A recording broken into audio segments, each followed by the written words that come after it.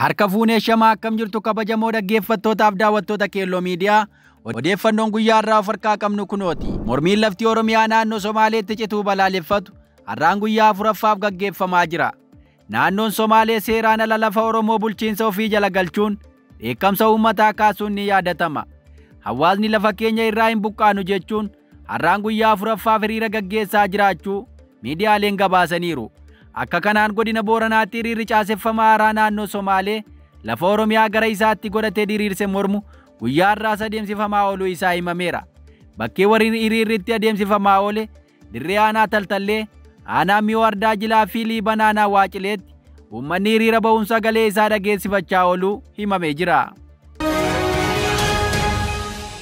Oduu itti aanuun ajjeechaan waraana Biltsiginnaatiin ilmaan Oromoo irratti raawwatu akkaan hammaachuu isaatu himame. Waraanni Biltsiginnaa maqaa sakatta'aan bobbaafaman ilmaan Oromoo haala suukanneessaan ajjeesuu, hidhuu fi hiraarsuu akkaan hammeessaniiru jedhame. Haala kanaan gaafa adoolessa 26 bara 2025 godina Wallagga Lixaa aanaa mana Sibuu ganda Geeboo Lalisaa keessatti nama maqaan isaa Lammeessaa Haayiluu jedhamu badii tokko malee rasaasaan ajjeesuu isaanii himameera. Maddeen naannoo sanaa akka jedhanitti namni badii yookiin yakka dalagee akka hin qabne himuudhaan guyyaa sana tarkaanfii waboon loltoota sirnichaa irratti fudhate haaloo ba'uuf jecha waraanni mootummaa nama nagaa kana ajjeesanii jedhame. Godina Qelleen Wallaggaa aanaa Sayyoo keessattis loltoonni Biltsiginnaa humna addaa jedhaman dargaggoo tokko ajjeesaniiru jedhan. Loltoonni Biltsiginnaa maqaa sakatta'aatiin bobba'anii turan gaafa adoolessa 26 bara 2025 aanaa Sayyoo ganda Ifaa Galaanoo iddoo addaa mandara Musliimaa jedhamuun beekamutti dargaggoo Muzummir Abdulqaadir jedhamu ajjeesuun himame.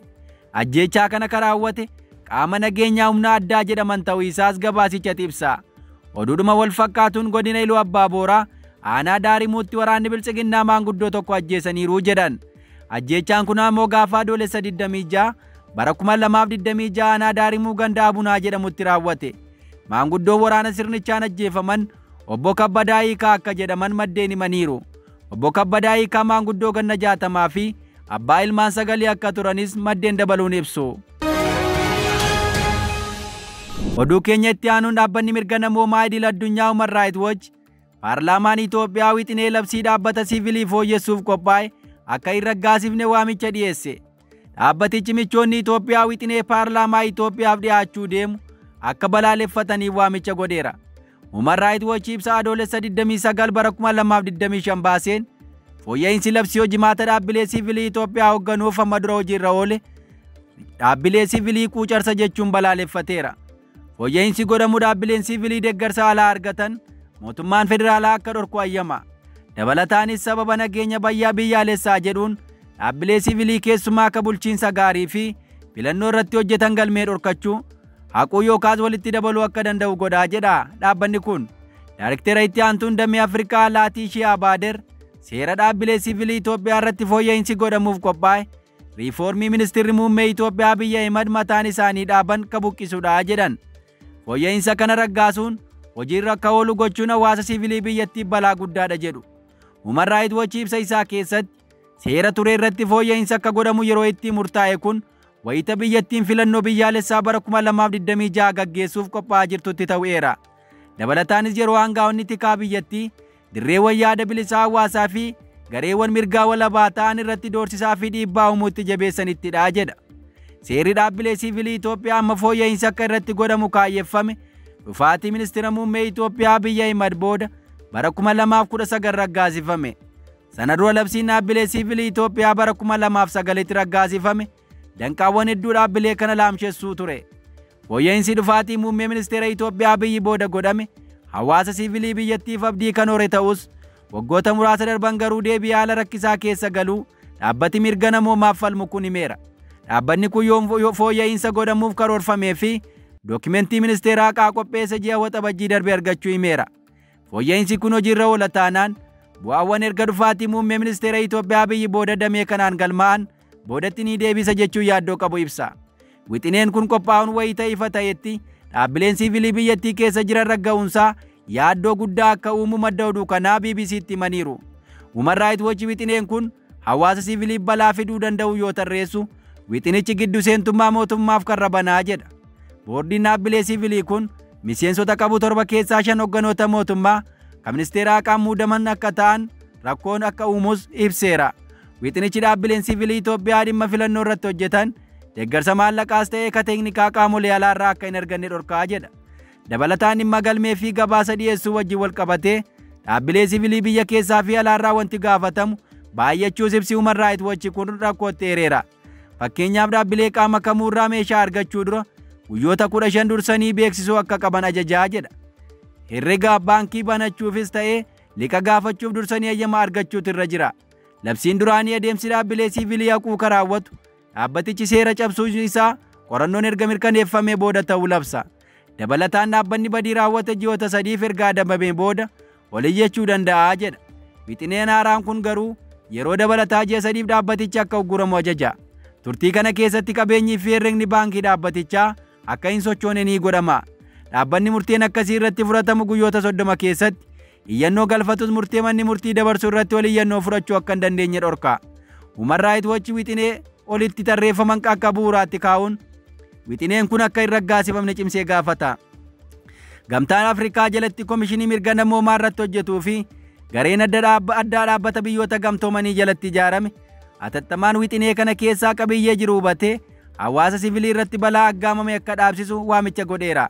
Laatishaan bu'aaleen fooyya'insa bara 2019 booda galmaan boodatti akka hin deebine yoo gaafatan haalli itti adeemamaa jiru mootummaan Itoophiyaa sirnaa cuuccaa namoonni hedduun deebi'ee hin dhufu jedhanii abdatanitti deebi'aa jiraachuu akeekaa jedhaniiru. Oduu keenya birootiin meeshaan waraanaa naannoo Amaaraa irraa fe'amee Adaamaa galee to'atamuu isaatu himame. Waggoottan bulchiinsa PP kana keessa sochii humnoota Amaaraa bakka badee ture dammaquun inumaa yaaddoo nageenya lammiilee biyyattii ta'uu itti fufeera. Humnoonni mootummaa PP garee faannoo jedhaman cimsanii loluun aangoo isaanii akka miidhutti hubachuun callisuu filachaa turaniiru. Kun ammoo haalli sochii humnoota Amaaraa garee faannoo ofiin jedhu daran akka babal'atu taasisuu isaatu himama. Gareen of tuulummaa irratti bu'uurame faannoon sochii isaa jabeessuun biyyattii gara jeequmsa yaachisaatti ceesuu jabeesse.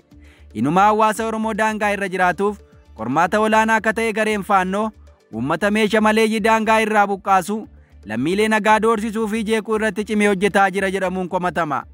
Humni kun Oromiyaa dirree waraanaa taasisuuf hojii isaa jabeessuun meeshaa waraanaa dhoksaan gara Adaamaa galchee to'annaa jala oolfamuu isaa miidiyaaleen gabaasaniiru. Bulchiinsa magaalaa Adaamaa kutaa magaalaa Dabalaatti meeshaaleen waraanaa seeraan alaa kilaashiin 9 humnoota kana harkaa to'atamuu qajeelchi poolisii kutaa magaalichaa beeksise. Meeshaaleen waraanaa seeraan alaa kun baay'inni isaanii 9 akka ta'e konkolaataa Ayzuuzuu kan naannoo Amaaraa ta'e itti fe'amee naannoo Amaaraa magaalaa Baahirdaar irraa ka'uun magaalaa Adaamaa seenuuf yeroo jedhu sakatta'iinsa qaamolee nageenyaa taasisaniin to'atamuu ajajaa qajeelcha poolisii kutaa magaalaa Dambalaa itti aanaa Komaandar Warqinaa Disaasaa himaniiru. Meeshaa seeraan alaa to'atame kana qaama konkolaataa jala dhoksuun irra keessatti saanduqa dhugaatii biiraa Habashaa fe'uun dabarsuuf yeroo yaalanitti adoolessa 21 bakka addaa kellaa 64 yookaan silsaa araatti jedhamutti konkolaachisaa waliin to'annoo jala ooluu abbaa adeemsa nageenyaa naannoo mirkaneessa qajeelcha poolisii kutaa magaalaa Dambalaa akka ta'an Komaandar Garramuu Abbabaa himaniiru. Naannoo Adaamaatti sochiin akkanaa akka jalqabaa utuu hin taane meeshaa waraanaan faannoon adeemsifamuun yeroo yerootti kadhaga'amaa turedha. Oduu keenya itti aanuun mootummaan naannoo Amaaraa yaa'ii idilee 10ffaa gaggeessaa jiruun haalli nageenya naannichaa jijjiirama gaarii akka qabu ibse. Ta'us uummanni gabaasicha fudhatama dhabsiiseera. Naannoo Amaaraa keessatti waraana faannoo fi humnoota naannichaa hidhata mootummaa federaalaa qaban gidduutti lolaa deemaa jiruun nageenyi boora'uun beekamaadha. Jeequmsa itti fufaa obsa bitachiisaa kana keessaa hanga tokko furmaatatti adeemamuu ibsuun guutummaatti nagaa waaraa buusuuf kan hojjetu ta'uu naannichi ibseera. Nagaa waaraa fiduuf humni hidhate qawwee caalaa yaada marii fi haasaa olaantummaa akka amanu hundi keenya tattaaffii keenya cimsuu qabnaa jedhaniiru. Pirezidaantiin mootummaa naannichaa Araggaa Kabbadee lolli naannoo Amaaraa qabbanaa'aa jira akka jedhan pirezidaantichi guutummaatti nagaa fiduuf hojjetamaa jiraachuu himan. Ta'us faallaa yaada nama kanaa jiraattonni naannichaa kanneen yaada sagalee Jarmanii Dochobaleef kennan hanga ammaatti nageenyi naannicha keessa hin jiru jedhan. Gabaasa baatii 11 mootummaan naannichaa mana maree naannoo Amaaraaf ka dhiyeessan pirezidaantiin mootummaa naannoo Amaaraa Araggaa Kabbadee ji'oota 11 lola kana keessatti manneen barnootaa 2,000 irratti miidhaan ga'eera. Gama waggaa jiru kana keessatti namoonni 447 dhukkuba koleeraa fi busaan du'u, daa'imman 5,000 ol ajjeefamuu, haadholiin 290 ol yeroo da'umsaa fi ulfaaduu isaanii gabaasni mana marichaaf dhiyaate mul'iseera. Rakkoo dhukkubaas ta'ee kaaniif naannichi nagaa dhabuutu sababaa akka jedhan namoonni hedduun ammallee naannoon Amaaraa waraana keessa jiraachuu ibsu. Haalli nageenya naannoo Amaaraa fooyya'aa adeemuu gabaasa raawwii hojii ji'oota 11 naannichaa konfiraansii idilee 10ffaa naannoo Amaaraa akka dilbata darbee eegalame irratti kan dhiyeessan pirezidaantii mootummaa naannichaa Araggaa Kabbadee seektaroonni irra caalaan bu'aan fooyya'aa galmaa'uu gabaasaniiru jedhan.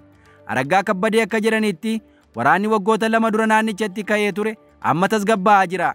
Ammas naannicha nagaatti guutuutti fiduuf tumsi barbaachisaadha jedhaniiru. Nagaa waaraa fiduuf humnoonni hidhatan qawwee caalaa yaada marii fi dubbii olaantummaa seeraa akka amananiif hundi keenya tattaaffii haa goonu jechuun dhaamaniiru. Pirezidaantichi itti fufuun yeroo ammaa mootummaan isaanii naannichatti nagaa deebisuu danda'us ammallee naannolee naannichaa tokko tokkotti lolli dhiiga dhangalaasuu itti fufee waan jiruuf naannoo hedduutti nageenya jira jechuun hin danda'amu jedhu. Uummanni garuu naannichi guutummaatti huurrii sodaachisaa goolama waraanaa keessatti kufee akka jiru hime. Keessumaa jiraataan magaalaa Laastaa tokko uummanni nagaa barbaada garuu nageenya hin jiru jedha. Uummanni gamalachuutu miidhamaa jira akka jedhu uummanni nageenya jira jechuun sirrii miti. Iddoo kamittuu nageenya jira jechuun hin danda'amu jedhaniiru.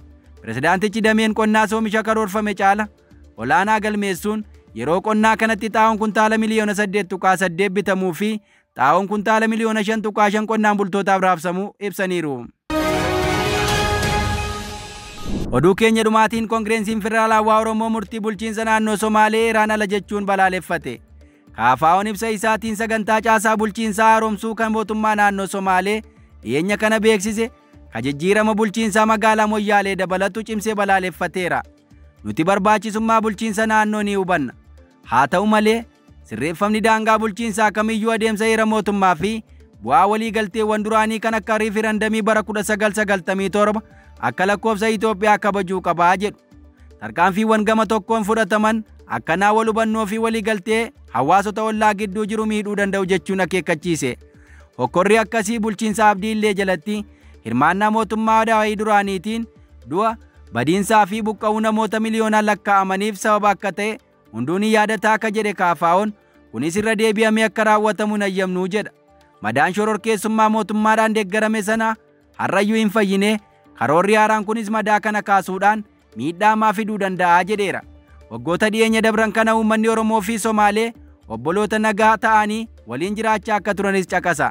Kuni ta'ee otoo jiru tarkaanfii gamtokkee ammaa kun akka tarkaanfii wal dhibdee sabootaa babal'isuu fi nagaa booressuuf sirnichaan tooftaadhaan karoorfamee raawwatameetti nutti dhaga'amaa jedha ibsichi. Egaa dhaggeeffattoota keenya odeeffannoon ammoo of harkaa qabnu kanan gammaa dhaggeeffattan ture. Qophii hafe waliin turtii gaarii.